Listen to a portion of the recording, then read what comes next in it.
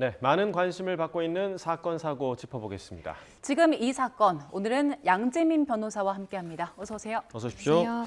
자, 윤 대통령의 부인 김건희 여사의 명품 가방 수수 사건과 관련한 검찰 수사심의위원회가 조금 전 2시부터 지금 열리고 있는데, 자, 먼저 이 수사심의위원회가 어떤 기구냐, 이 부분에 대해서 좀 궁금해하실 분들이 있을 것 같아요. 네, 수사심의위원회라는 것은 검찰이 사실 수사를 할 수 있는 사건이기는 하지만 이 검찰이 수사를 했을 때 공정성이나 아니면 투명성이 담보되지 않을 가능성이 있다라고 판단되는 그 현안들에 대해서 수사심의위원회를 개최를 해서 이 검찰이 아니라 외부 전문가로부터 의견을 듣는 절차다라고 보시면 되겠고요. 특정 안건에 대해서 의견을 받는 것이기 때문에 안건은 이미 딱 정해서 특정이 돼서 이제 상정이 되어 있는 상황인 것이고요. 검찰 수사심의위원회 운영 지침이라는 것이 있습니다. 그 지침을 보더라도 이 목적에 대해서, 그러니까 수사심의위원회가 존재하는 목적에 대해서 검찰 수사의 절차나 결과에 대해서 국민의 신뢰를 제고하기 위해서 설치를 한다라고 되어 있고요. 말씀해 주신 것처럼 오후 2시부터 대검에서 이 김 여사 명품 가방 사건 관련한 수사심의위원회가 열리고 있는 것입니다. 네, 수사심의위원회가 이제 외부 전문가로 구성이 돼 있다고 말씀하셨는데 15명이더라고요. 그런데 명단이 비공개입니다. 이게 어떻게 구성이 됩니까? 원칙적으로 명단은 비공개가 됩니다. 왜냐하면 이것이 수사심의위원회 운영 지침에도 이제 규정이 되어 있는 부분인데 그 15명의 명단이 만약에 공개가 된다면 사실 보통은 수사심의위원회에서 이 검토를 하는 안건들이 굉장히 좀 많은 사람들의 관심을 받는 그런 이제 현안들이기 때문에 뭐 정치적이든 뭐 아니든 아니면 그 사람 특정인이 이제 특정이 돼서 뭔가 비난의 가능성이 생길 수도 있기 때문에 원칙적으로 15명에 대해서는 비공개를 하는 것이 이제 원칙이고요. 무작위로 선정을 하게 됩니다. 이 수사심의위원회에서는 그러니까 위원회 명단, 그러니까 후보자라고 볼 수가 있겠죠. 150명에서 한 300명 정도를 명단을 가지고 있어요. 그래서 이 형사 사건이라든지 형사사법 절차에 대해서 이제 이해도가 굉장히 높은 뭐 교수가 될 수도 있겠고요. 언론인이 될 수도 있겠고 뭐 특정 이렇게 직업으로 한정이 되어 있는 것은 아니고 이러한 명단이 있는데 여기서 이제 수사심의위원회의 위원장이 무작위로 15명을 추첨을 통해서 뽑는 겁니다. 그렇기 때문에 어떠한 뭐 편파적으로 사실은 판단이 될 가능성이 있는 사건에 대해서 이렇게 공정성을 담보하기 위한 절차이기 때문에 15명을 무작위로 이제 선정을 하고 그들이 모여서 이제 이것을 기소할지 말지에 대한 의견을 밝히는 것입니다. 네, 자, 오늘 그 자리에 서울중앙지검 수사팀이 참석해서 그간의 수사를 어떻게 했는지 그 경과를 설명한다고 하고 또 김건희 여사 변호인 측도 참석한다고 지금 저희가 들었는데, 그런데 김건희 여사에게 명품 가방을 건넸다고 전해지는 최재형 목사 측은 참석하라는 요청을 받지 못했다고 하더라고요. 그러니까 이 부분에서 이게 공정한 거 맞는 것이냐, 이런 비판이 좀 있을 수도 있는데요. 그렇죠. 존재할 수 있다라고 생각이 됩니다. 왜냐하면 우리가 이제 형사 절차를 좀 보시면 검찰이 수사를 하고 기소권을 가지고 있습니다. 그리고 그 상대되는 이제 혐의자의 경우에는 사실상 재판이 시작되면 이제 피고인의 신분이 되지만 사실 그 전에는 이제 검사와 대립하는 구조거든요. 어떠한 뭐 피해자라든지 아니면 참고인, 뭐 제보자라든지 이런 사람들과 이렇게 대립하는 구조가 민사와 다르게 아닙니다. 그렇기 때문에 수사심의위원회 입장에서는 일단은 사실 당사자가 아니고 최재형 목사의 경우에는 당사자가 아니고 단순히 이 사건에 대해서 이제 제보를 한 사람이기 때문에 혐의와 관련될 수 있는 관련 당사자는 맞지만 하지만 꼭 반드시 불러야 되는 그 관계자는 아니다라고 이제 보고 있는 것이고요. 그렇기 때문에 이제 김 여사의 변호인과 그리고 실제로 이 담당 사건을 수사를 한 수사팀, 그러니까 불기소하는 것이 맞다라고 변론을 이제 낸 것이죠. 그러한 의견을 가진 이제 수사팀 와서 이제 왜 그런 취지로 결정을 했는지, 그리고 김 여사 측의 변호인 측에서는 왜 이것이 이제 우리가 혐의가 없는지에 대해서 이제 다투게 되는 것인데요. 이런 논란이 존재할 수 있다라고 말씀을 드린 부분은 과거에 최재형 목사 같은 그러한 이제 뭐 어떻게 보면 좀 제보자 내지는 뭐 고발자의 신분에 있는 사람을 부른 경우도 있었거든요, 과거에. 그런데 과거에는 이렇게 불렀으면서 왜 이번에는 이렇게 빼고 진행을 하느냐라는 비판의 목소리가 있을 수 있다고 봅니다. 오늘 안건에 올라가는 그 혐의가 6가지인데 청탁금지법 위반 알선수재, 그리고 뇌물수수 변호사법 위반, 직권남용, 증거인멸 이렇게 6가지가 있습니다. 핵심 쟁점은 어떤 게 될까요? 쟁점은요, 많은 분들이 이제 알고 계시는 것처럼 실제로 어떠한 뭐 대가성이 있는 청탁이 있었는지, 예. 그리고 이제 대통령인 윤석열 대통령과의 뭐 직무 관련성이 있는 이야기가 오갔는지, 그리고 실제 청탁이라는 것이 명시적으로 좀 이야기가 오갔는지 이런 부분들이 쟁점이 됩니다. 왜냐하면 관련 이제 혐의들을 짚어주셨는데 그 혐의들을 이제 법적으로 법리적으로 해석을 해보자면 알선 수재의 경우에는 공무원이 직무에 속한 사항에 대해서 이러한 알선을 하거나 아니면 금품의 수수를 약속을 하거나 그래야 됩니다. 그렇기 때문에 반드시 직무에 속한 사항, 그러니까 직무 관련성이 있어야만 유죄 판단이 가능한 것이고요. 변호사법 위반의 경우에도 취급하는 사건이나 사무에 대한 청탁이 있어야 됩니다. 그러면 실질적으로 청탁을 명시적으로 이야기를 해서 입 밖에 꺼내서 이야기가 오갔는지 이것이 이제 쟁점이 되는 것이고요. 마찬가지로 청탁금지법의 경우에도 대가성이 있어야 됩니다. 그리고 직무에 속한 사항에 만약에 이제 이렇게 오고 간 것이라면 문제가 되는 것이거든요. 그렇기 때문에 대가성이 있는지 청탁이라는 것이 명시적으로 오갔는지 그리고 이제 직무의 관련성까지 인정할 수 있는지 다방면으로 들여다볼 것으로 보입니다. 네, 지금 말씀해주신 그 청탁의 부분과 관련해서는 최재형 목사가 이런 주장을 하기도 했거든요. 그러니까 검찰이 자신을 조사하면서 청탁이 아니었다라는 답변을 유도했다 이런 주장을 최재형 목사가 좀 하기도 했는데 오늘 그 수사심의위원회에서 이 검찰 수사가 적절했던 거냐 이 부분도 좀 논의가 될까요?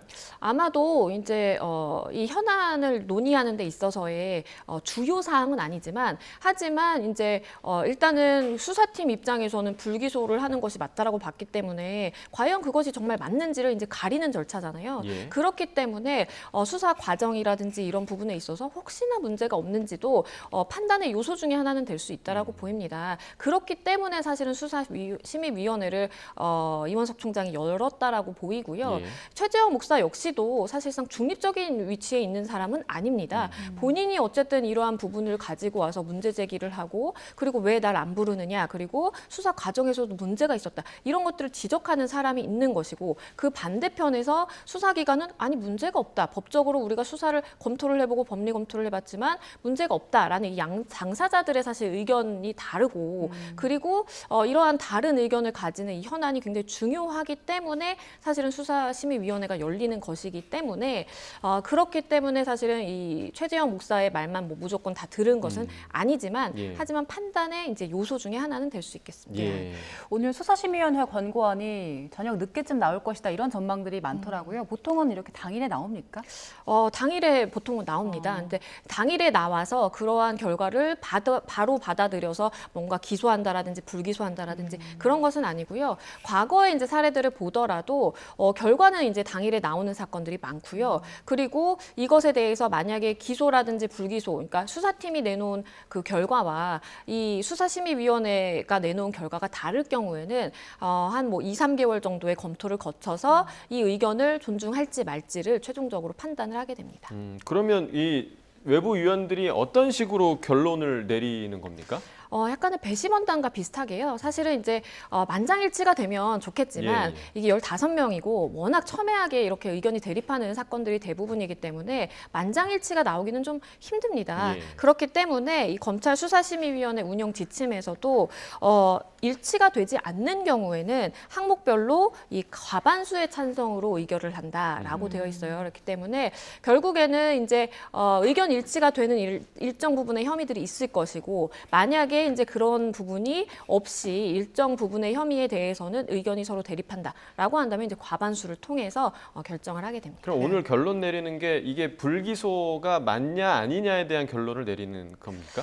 그러니까 어떻게 보면은 불기소가 맞냐 아니냐일 수 있겠지만 그냥 이제 백지 상태에서 예. 이것은 불기소하는 게 적절한지 기소하는 게 적절한지 의견을 내는 것입니다. 예. 그래서 만약에 이제 기소하는 게 적절하다라고 한다면 기존의 수사팀 입장과 좀 다르게 되는 것이고 그게 아니라 본질적으로 우리가 이제 검토를 해봤고 외부의 시각에서 봤을 때 이것은 불기소하는 게 맞다라고 한다면 사실상 결론적으로는 수사팀의 이제 입장과 좀 일치가 되는 그런 부분입니다. 예. 사실 어떤 결론이 나오든 파장이 상당할 거라는 전망들이 많은데 검찰은 무혐의 결론 내렸잖아요. 검찰의 입장과 같은 결론이 나올 가능성이 높습니까? 아니면 다를 가능성이 높습니까? 글쎄요, 이거는 사실은 철저히 이제 외부 전문가들이라고 하지만 완전히 법에 이제 지식을 가지고 있는 뭐 법조인으로 구성된 건 아니기 때문에 사실상 우리가 사회적인 잣대라든지 이런 것도 많이 이제 개입을 할 수는 있겠습니다. 그렇기 때문에 15명이라는 인원의 의견이 굉장히 중요한데요. 법리적으로 본다라면 사실상 수사팀이 이야기를 하는 부분도 일정 부분 일리가 있는 부분이 있기 때문에 사실은 어느 정도의 증거를 가지고 어느 정도 현출된 자료를 가지고 검토를 하느냐가 관건이겠다라고 보이고요. 하지만 언급을 해주신 것처럼 어떠한 결론이 나든 사실상 파장은 있을 수밖에 없습니다. 왜냐하면 만약에 이제 무혐의, 불기소하는 것으로 혐의가 없다라고 본다면 사실상 검찰 수사를 잘했네 내지는 검찰 수사팀과 의견이 일치하네라고 볼 수도 있겠지만 예. 한편에서는 아까 지적하신 것처럼 그럼에도 불구하고 최재형 목사가 동석을 한 상황이 아니었기 때문에 이거를 인정할 수 있을지의 부분과 그리고 만약에 정말 수사팀의 이 결론과 다른 결론을 내놓는다라고 한다면 검찰 입장에서는 또다시 결정을 해야 되는 절차가 남아 있거든요. 예. 과연 수사심의위원회의 이 입장을 존중을 할지 말지 네. 만약에 또 존중을 안 하게 된다면 그거에 대해서도 또 다른 파장이 나올 수가 있기 때문에 일단은 결과가 굉장히 중요하고 어떤 식으로든 좀 잡음은 있겠다라는 생각이 듭니다. 네, 자, 지금 말씀해 주신 것처럼 존중을 할지 말지라는 거는 결국 수사심의위원회의 결정이 이제 권고의 성격을 가지고 있다라는 걸 얘기를 해주는데요. 맞습니다. 오늘 저녁에 어떤 결론이 나올지 좀 주목을 해봐야겠고요. 자, 다음 주제로 넘어가기 전에 저희가 먼저 영상 함께 보시겠습니다.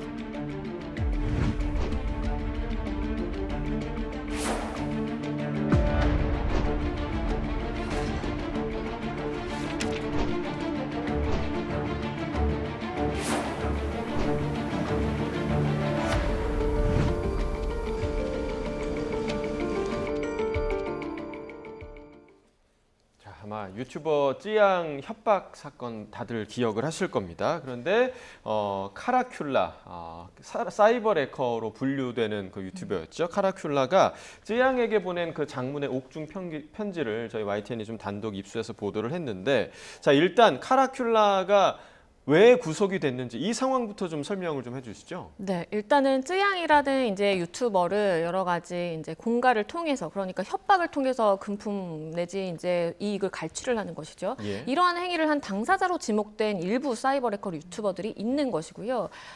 특히 그 중에서도 구제혁이라는 이 유튜버의 이러한 이제 공갈 행위에 대해서 카라큘라가 방조했다라는 혐의를 지금 받고 있고 실제 지금 구속이 되어 있는 상황인 것입니다. 왜 방조의 혐의를 받냐면요. 녹취록이 공개가 됐는데 카라큘라가 구제혁에게 통화하면서 이렇게 폭로하는 영상 만들지 말고 그냥 돈을 직접 받아라라는 취지의 내용이 이제 이야기를 되는 것입니다. 예. 그러면서 돈을 뜯어내는 게 너에게 더 이익이다라는 이러한 이제 녹취가 다 공개가 됐고 이런 부분이 이제 증거로 현출이 됐기 때문에 실질적으로 방조 혐의는 물을 수 있는 거 아니냐라는 이야기가 있는 겁니다. 예. 네. 이 편지 내용이 이제 주로 미안하지만 도의적으로는 미안하지만 억울하다. 이 내용이 핵심이라고 하는데 이걸 5장에 걸쳐서 적었다고 합니다.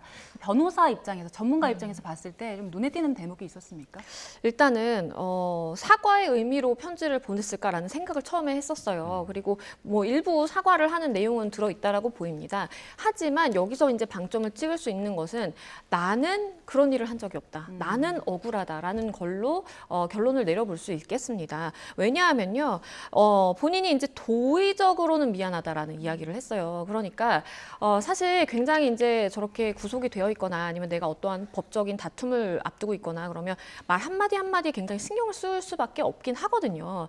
만약에 본인이 이 편지를 미안하다라는 취지로 다 가서 이것이 만약에 어떤 관련 재판에 현출이 된다면 마치 본인이 이제 혐의를 인정하는 것으로 될까봐 도의적으로는 미안하다라는 이야기를 붙인 것으로 좀 눈에 띄었고요. 더불어서 내가 도의적으로는 사과하지만 억울하다라는 겁니다. 나는 협박해서 돈을 받을 의도도 없고 그리고 지금 이렇게 되어 있는 상황이 굉장히 좀 저지르지 않은 행위로 이렇게 벌받는 것 같아서 억울하다는 취지이기 때문에 이 부분에 대해서 쯔양 씨가 어떠한 구제라든지 어떠한 목소리를 내주는 것을 기대하고 사실 이걸 보낸 건지 좀 의문입니다. 그러면 오늘 재판을 앞두고 이 편지를 보낸 게 그러한 기대의 의도가 좀 있었다. 이렇게 좀 보시는 겁니까? 뭐 일말의 희망은 가졌을 수 있다라고 보입니다. 왜냐하면 사실 이제 방조의 혐의이기 때문에 구제역 씨와 물론 뭐 결론이 난 것은 아니지만 예. 혐의 자체만을 두고 보면 구제역보다는 이제 가볍다라고 볼 수가 그러니까 있거든요. 직접적인 공갈이 아니기 그렇죠. 때문에. 왜냐하면 구제역은 직접 공갈을 한 당사자고 예. 그것을 옆에서 부추기면서 해라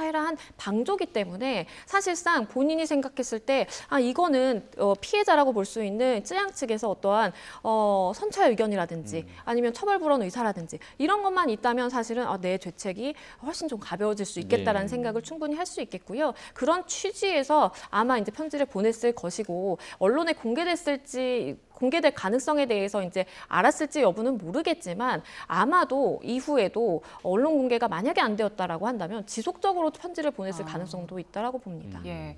오늘 카라큘라 포함해서 지금 구제역 5명 정도가 재판을 받았는데 그 카라큘라 구제역 모두 혐의를 부인했더라고요. 그렇습니다. 좀 의외라는 생각도 들었습니다. 왜냐하면 굉장히 뭐 죄송하다 내지는 본인의 죄를 달게 받겠다라는 이야기를 본인 방송에서 했기 때문에 사실은 좀 일부 혐의에 대해서는 인정할 수 있겠다라는 생각을 했었는데 말씀해주신 것처럼 구제역이라든지 카라큘라, 크로커다일 모두 다 본인의 혐의에 대해서 전면 부인했고요. 그리고 유튜버 주작감별사 측은 아직 입장을 밝히지 않았고 예. 그리고 이 최 변호사도 역시 이제 예. 구속이 되어 있는데 그 변호사의 경우에는 이제 다음 기일에 진술을 하겠다. 그러니까 아직 유보적인 좀 입장을 밝히고 있는 것으로 보입니다. 그 예. 카라큘라가 보낸 옥중 편지요. 재판에 영향을 미칠 가능성도 있습니까? 일단은 쯔양이 나서서 어떠한 뭐 이 사람은 뭐 그런 일을 한 적이 없다 내지는 아니면 이 사람에 대해서 좀 선처를 바란다라는 어떠한 합의서 내지는 확인서가 제출이 되지 않는 이상 그냥 내가 이렇게 정말 반성하고 뉘우치고 있습니다라는 것은 재판 과정에 있어서 크게 양형의 이제 중요한 요소라고 보기는 어렵고요. 물론 이렇게 내가 정말 뭐 사죄를 하고 미안한 마음을 갖고 있고 이것이 이제 반성의 기전을 보인다라고 해서 유리한 양형 요소는 맞습니다. 하지만 이 내용을 찬찬히 읽어보면 뭐 무조건 덮어놓고 내가 정말 잘못했다라는 그러한 사과의 의미로 좀 읽히기도 어려운 부분들이 예. 있기 때문에 재판부가 보기에도 이것을 반드시 유리한 양형 요소로 채택할 것 같지는 않습니다. 네. 그리고 또 의아했던 게 그 구제역 측에서는 이제 첫 재판에서 모두 부인했다라고 얘기를 하셨잖아요. 근데 국민참여재판을 신청을 했습니다. 근데 국민참여재판을 하면 본인에게 유리할 거다 이렇게 판단한 걸까요? 본인은 그렇게 생각을 하고 있는 것 같아요. 그러니까 그 말을 되짚어 보자라면 본인은 정말 억울해하고 있다라는 걸로 사실 생각이 되기도 예. 합니다. 왜냐하면 지금 이 사건에 대해서 많은 이제 언론 보도가 있었고 많은 사람들이 굉장히 좀 공분을 한 그런 포인트들이 많았거든요. 그리고 실제로 본인도 그러한 비난에 대해서 다 감수를 하는 것으로 보였는데 국민참여재판을 이제 신청을 했다라는 것은 내가 배심원단을 설득할 수 있다는 자신감이거든요. 예. 배심원단이 나의 무죄 내지는 나의 결백함, 억울함에 대해서 알아줄 거야라는 생각에서 사실 시작을 한 것인데 객관적으로 외부의 시각에서 보자라고 한다면 과연 본인에게 유리한 재판 전략인가를 다시 한번 생각을 해봐야 되겠고요. 왜냐하면 국민참여재판으로 해서 배심원단의 의견이 뭐 재판장의 의견을 구속하는 건 아니지만 그 배심원단이 만약에 유죄로 판단했는데 일부에 대해서 재판장이 무죄로 판단하고 싶은 경우에는 판결문에 그 이유를 반드시 설치해야 합니다. 그렇기 때문에 만약에 자칫 여기서 다 유죄가 인정돼 버리면 굉장히 불리하거든요. 예. 그렇기 때문에 올바른 재판 전략인지는 조금 의문입니다. 예. 저희 다음 주제로 넘어가 보겠습니다. 관련된 영상을 준비했는데요. 보고 오시죠.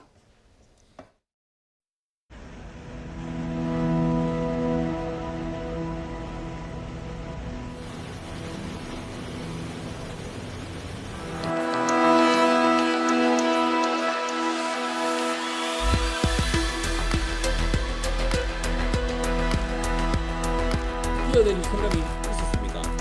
빨리 내리고 싶었습니다.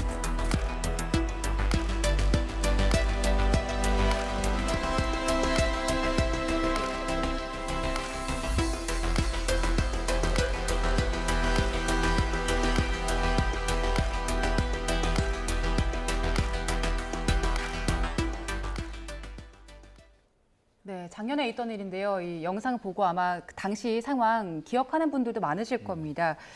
구체적으로 그때 어떤 상황이었던 겁니까? 그때 당시에 200m 상공이었습니다. 정말 하늘을 날고 있는 비행기였어요. 그런데 본인이 이제 비상구 출입문 쪽에 이제 가까이 앉아 있다 보니까 이 30대 남성이 갑자기 공중에서 저렇게 비상문을 개방을 해버린 겁니다.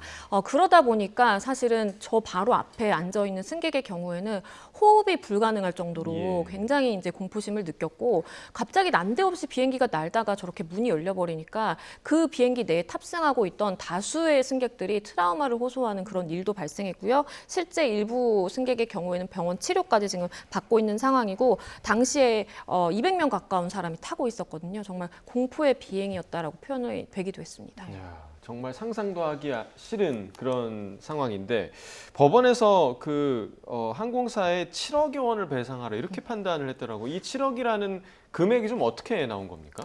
일단은 지금 이 문을 저렇게 비행기가 하늘을 나는 와중에 개방이 되게 되면 외부의 압력 차이라든지 이런 것 때문에 저 비상문 자체가 훼손이 될 수밖에 없는 상황이었습니다. 그렇기 때문에 실제로 수리하는 데 굉장히 많은 비용이 들었고요. 실제 뭐 6억 원가량 이상이 들었다라고 국토교통부가 이제 이야기를 밝히기도 했습니다. 예. 수리비만 6억 4천만 원으로 추정이 되기 때문에 일단은 그 부분 본인이 자초한 일이잖아요. 당연히 배상에 책임이 있는 것이고요. 더불어서 일부 승객들의 경우에는 말씀드린 것처럼 병원 치료를 한다라든지 이런 부분에 대해서 본인이 그 당사자, 그러니까 문을 개방한 30대 남성에 대해서 청구를 직접적으로 하기 어렵기 때문에 이런 항공사에 관리 책임을 물어서 손해배상 청구를 할 수 있거든요. 예. 그러면 그것을 이제 배상을 해주고 항공사 입장에서는 이 남성에게 구상을 하는 것입니다. 그렇기 때문에 그러한 비용들이 다 합쳐지면 7억 2천만 원 정도가 된다라고 보이고요. 일단은 더 많은 금액을 사실 항공사는 아마 책정을 해서 청구를 했을 텐데 예. 법원이 인정한 금액은 이 정도 선이었습니다. 네. 7억 2천만 원이 넘습니다. 근데 금액 자체가 상당하잖아요. 이걸 갚을 능력이 안 되면 그 이후에는 어떻게 됩니까?